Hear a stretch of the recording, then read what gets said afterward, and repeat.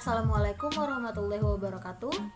Kami dari kelompok 2 yang beranggotakan saya Izala Rana Vera, Anggun Putri Selasmi, Auliana Rahma, Billy Ababil, dan Endanu Ramdhani dari kelas akuntansi malam 1 semester 5. Video ini kami buat untuk memenuhi tugas kelompok mata kuliah Sistem Informasi Manajemen terkait materi klasifikasi jaringan komputer. Saya Anggun Putri Selasmi dengan NIM 19622182 akan menjelaskan mengenai klasifikasi jaringan komputer berdasarkan skala. Yang pertama yaitu LAN atau Local Area Network. LAN merupakan komunikasi sejumlah komputer ataupun perangkat komunikasi di dalam suatu area terbatas dengan menggunakan media komunikasi tertentu, contohnya kabel, wireless, dan lain-lain. Perangkat LAN didesain untuk kebutuhan dan kondisi sebagai berikut, yaitu yang pertama, beroperasi dalam area geografis terbatas atau kecil. Kemudian yang kedua, memberikan akses kepada user-user melalui media dengan bandwidth yang tinggi. Kemudian yang ketiga, menyediakan konektivitas full time untuk service lokal. Selanjutnya yang keempat yaitu melakukan koneksi secara fisik antara perangkat yang berdekatan, dan yang terakhir adalah menyajikan kontrol jaringan secara privat di bawah kendali administrator lokal atau network administrator. Selanjutnya perangkat yang kedua yaitu WAN atau Wide Area Network.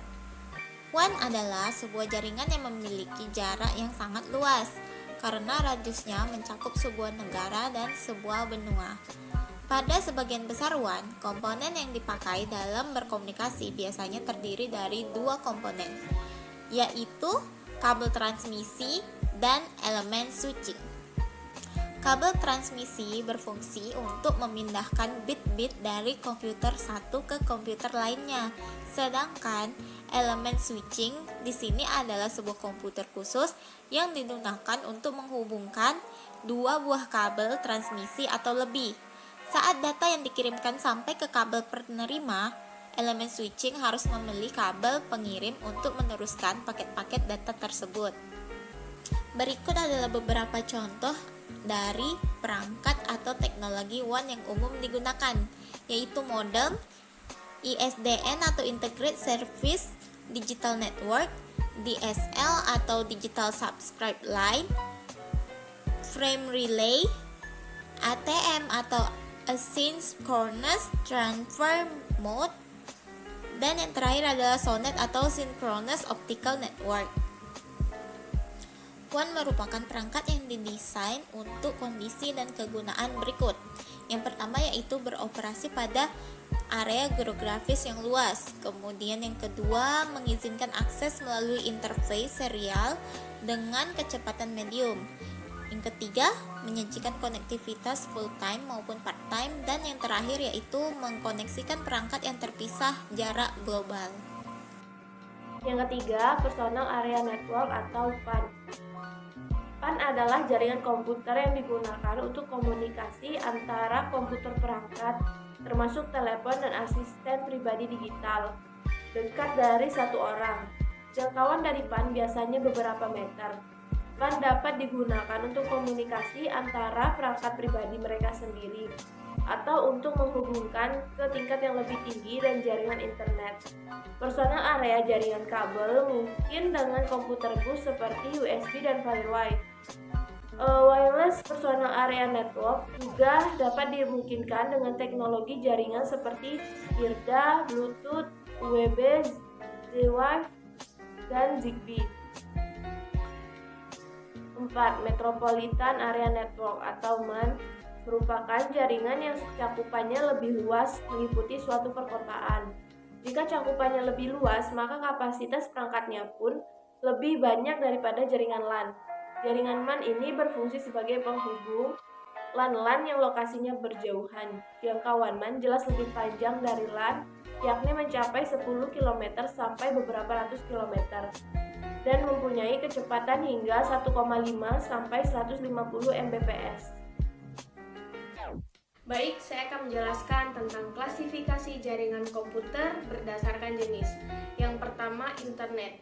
Internet atau interconnecting networking adalah seluruh jaringan komputer yang saling terhubung menggunakan standar sistem global transmission control protocol atau internet protocol suite atau yang disingkat dengan TCP atau IP sebagai packet switching protocol atau packet switching communication protocol untuk melayani miliaran pengguna di internet dunia.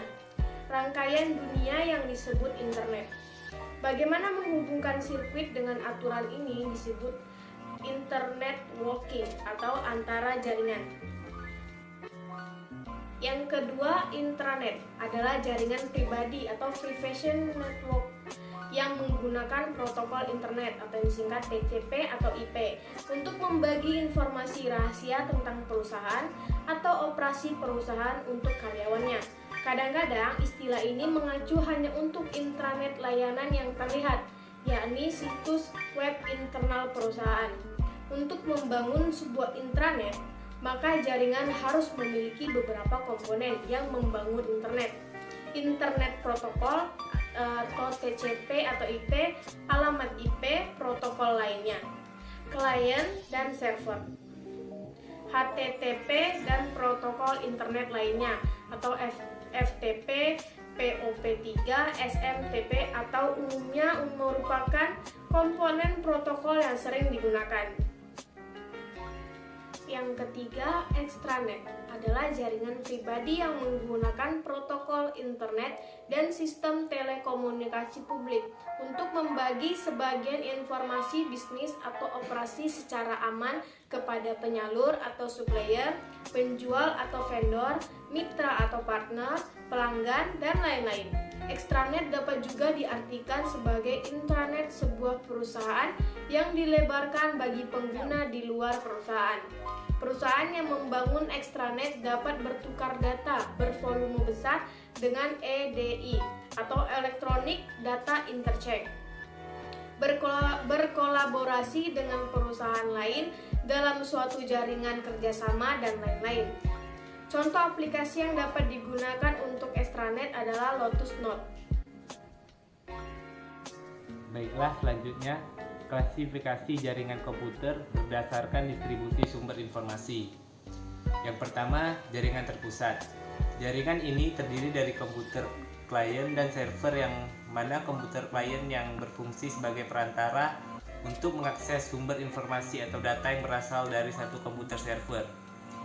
Yang kedua, jaringan terdistribusi merupakan perpaduan beberapa jaringan terpusat sehingga terdapat beberapa komputer server yang saling berhubungan dengan klien membentuk sistem jaringan tertentu.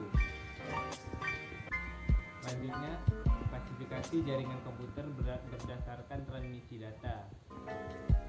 Yang pertama, jaringan berkabel. Pada jaringan ini, untuk menghubungkan satu komputer dengan komputer lain diperlukan penghubung berupa kabel jaringan.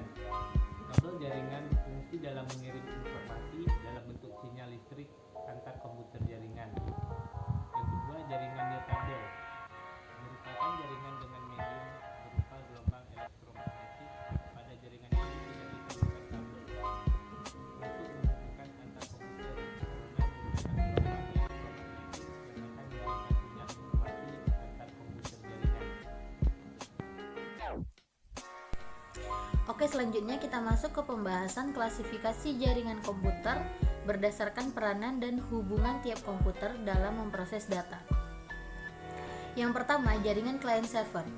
Pada jaringan ini terdapat satu atau beberapa komputer server dan komputer klien.